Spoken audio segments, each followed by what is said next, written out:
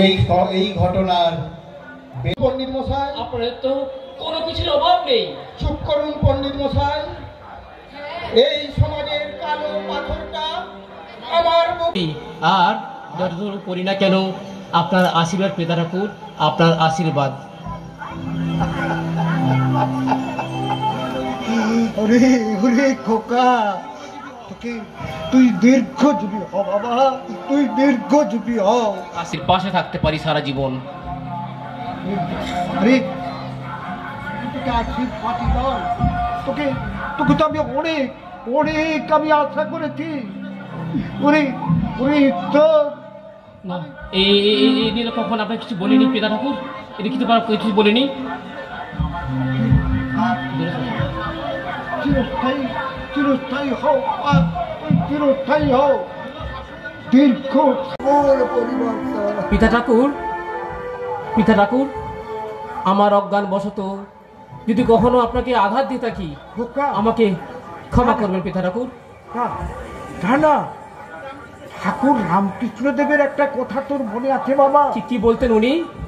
ঠাকুর রামকৃষ্ণদেব বলতেন, অবোধ শিশু তার বাপকেও তো লাথি মারে, তা বলে কি তার জাত?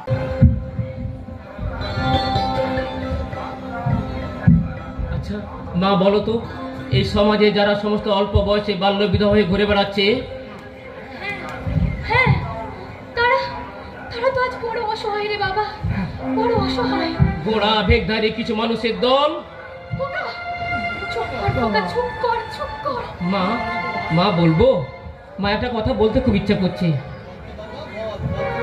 বল তো বাবা, বল, কি বলবি বল। এই বৈধব্যের যন্ত্রণা নিয়ে তারা সারা জীবন বেঁচে থাকবে কেন? কেন কেন কেন কেন তারা বেঁচে থাকবে কেন? দিলেও আমি তো মানবো না, কারণ আপনি তো বলেছিলেন ছোটবেলা আমি খুব জেদি ছিলাম। হ্যাঁ, ছেলেই তো। এবার আমি তার বই প্রকাশ ঘটাবো।